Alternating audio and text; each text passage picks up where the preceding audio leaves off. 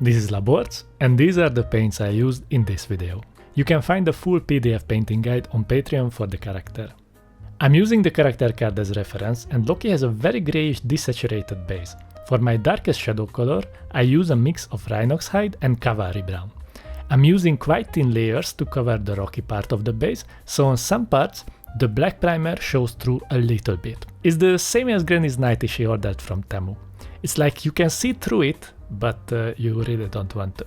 I don't reach maximum opacity with the paint, but I don't need those black areas that much since the base is quite light grey.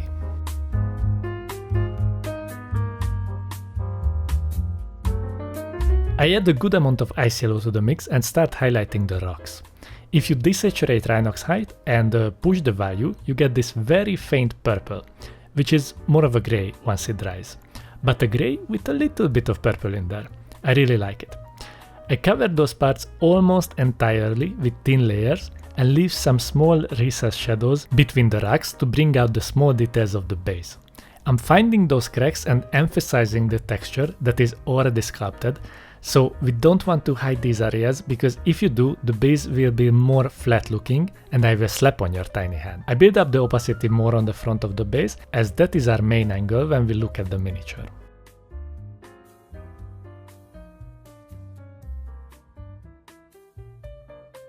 I add a little bit more ice yellow to the mix and reduce my highlight areas. On the front, I move my brushstrokes towards the left. This way I can create the feeling that light is coming from that direction and the highlight placement seems more consistent on the rocks. I intentionally keep the backside behind the ice giant head a little bit darker.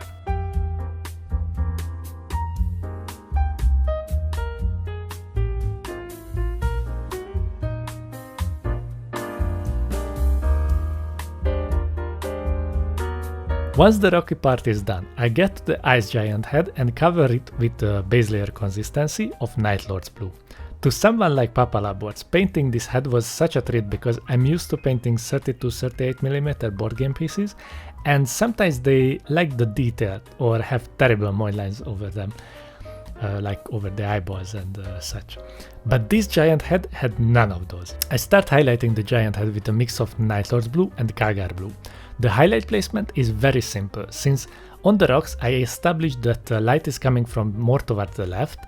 I can place my highlights on the face in a centric way, since it's facing directly towards that light source. So just pick out the general highlight areas of the forehead, brow ridge, cheeks, ears, top half of the chin and emphasize some of the jawline. The right side of the face is a little bit hard to reach, so I don't bother with the ear there, but you can pick out most of the facial features pretty easily. Try to watch out for Loki's scepter, just like your tiny hand doesn't need a slap, it doesn't need any blue on it. Leave the larger recessed shadows darker to have a more chiseled look on the head. Once you are done with the sketching, thin down the paint between a thin layer and a glaze consistency and blend in this new layer, moving your brush from the lower to the higher value areas. You can move a few layers over the recessed areas of the forehead to mute those shadows a little bit. You don't really need very dark recessed shadows there since those are facing completely up, but we like to have some depth for them, so don't get rid of them entirely or I will slap on your tiny hand. After that, I paint the eyes and teeth with ice yellow, painting each tooth one by one, leaving some recessed areas black for more definition. I mix some ice yellow to the calgar blue and start reducing my highlight areas. I place these highlights over the top half of each section. I add more layers to the forehead and brow ridge area. I divide the sections of the nose more with separating the nose ridge, tip and nostrils. On the cheeks, I go closer and closer to the eyes and leave the lower side of the cheeks darker to have more contrast between the values.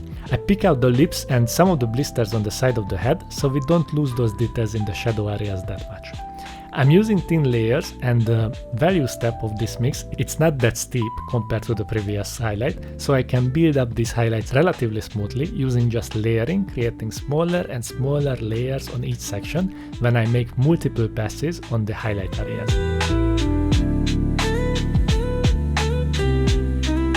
Mix a little bit more ice yellow to the mix and push the contrast on the skin while reducing the highlight areas more.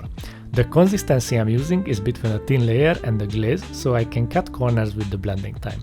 I place these final highlights over the center of the brow ridge and forehead. I go back to the lips and pick out small sections of vertical lines, and I push the contrast on the cheeks just beneath the eyes. I adjust these highlights on the nose tip and the nostrils, and it's quite nice to paint a head of this size. I'm not really into painting busts because when I'm painting a bust I'm still thinking about finishing these giant Kickstarter games, so I rather paint these, but it could be nice painting one time to time. Since you have way more room to be precise, like placing nostril highlights on 32mm is more of a game of chance really, if you can even see what you are doing, but on a scale like this, it's quite nice.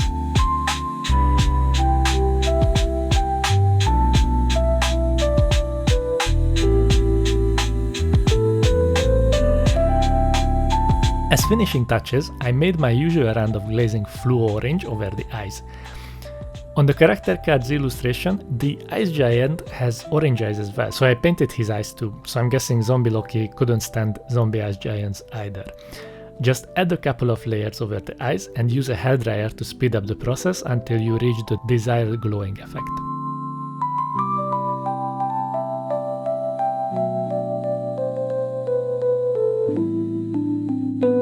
Now the teeth was a bit too clean, so I give it some glaze of rhinox hide and cavalry brown mix, but any brown wash of your choice would be fine here.